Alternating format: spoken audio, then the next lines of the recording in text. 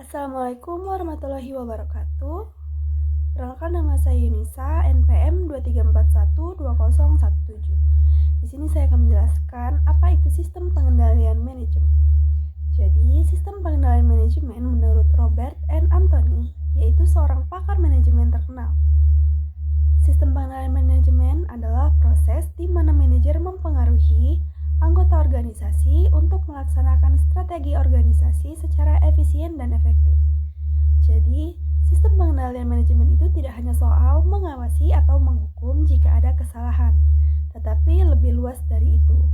Sistem ini yang nantinya sendiri akan membantu setiap kegiatan, keputusan, dan tindakan di dalam organisasi yang selaras dengan visi, misi, serta strategi utama perusahaan. Sederhananya, kalau organisasi itu tuh kayak manusia gitu. Jadi, sistem pengendalian manajemen itu tuh otaknya. Nah, jadi dia itu yang memastikan bahwa semua bagian tubuh, mulai dari tangan, kaki, dan mata, bekerja secara sinkron dan harmonis untuk mencapai satu tujuan yang sama.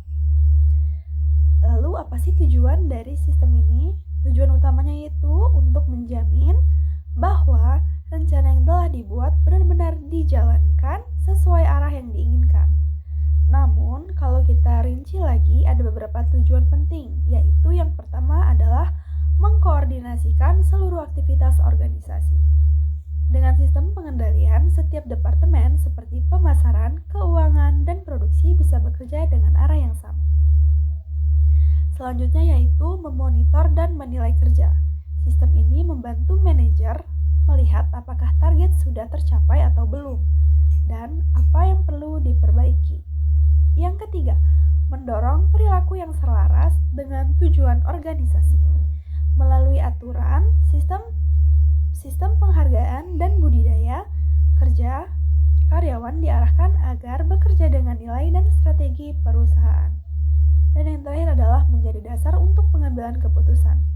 Data yang dihasilkan dari sistem ini menjadi bahan bagi manajer dalam menentukan langkah selanjutnya.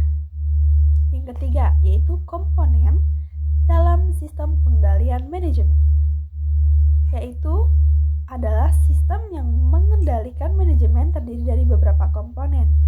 Yang pertama ada perencanaan atau planning. Ini adalah tahap awal di mana organisasi menentukan tujuan dan strategi. Contohnya, perusahaan menetapkan target penjualan sebesar 1 miliar rupiah per tahun. Perencanaan yang baik menjadi dasar dari semua aktivitas pengendalian berikutnya. Yang kedua, penganggaran atau budgeting. Setelah rencana dibuat, organisasi menyusun anggaran biaya dan sumber daya. Anggaran ini berfungsi sebagai pedoman dan juga alat pengendalian, karena manajer bisa membandingkan antara biaya aktual dan biaya yang direncanakan. Selanjutnya ada pengukuran kinerja. Di tahap ini manajemen menilai seberapa jauh hasil yang sesuai dengan target. Selanjutnya ada evaluasi dan umpan balik, yaitu hasil pengukuran tadi dievaluasi untuk mengetahui apakah organisasi berada di jalur yang benar. Kalau ada penyimpangan, seperti memperbaiki strategi, mengubah metode kerja, atau melakukan pelatihan. Selanjutnya ada sistem penghargaan dan sanksi, yaitu reward and punishment. Untuk menjaga motivasi, organisasi biasanya memberikan penghargaan kepada karyawan yang berprestasi dengan memberikan bimbingan atau sanksi yang belum memenuhi standar. Yang keempat, contoh penerapan sistem pengendalian manajemen.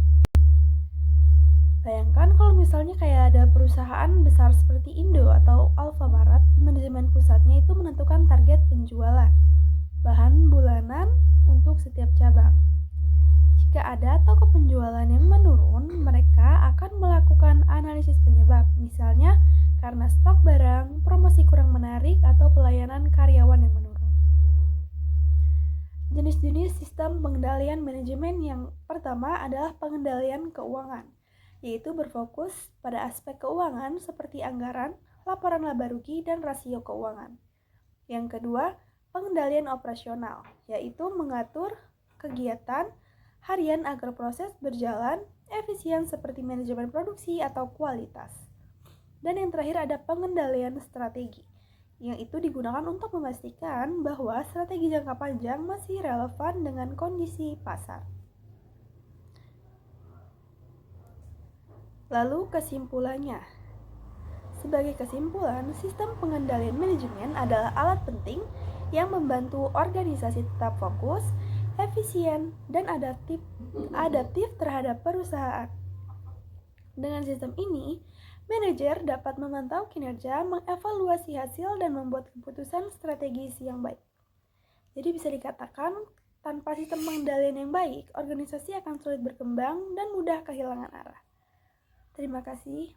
Atas perhatiannya saya ucapkan wassalamualaikum warahmatullahi wabarakatuh.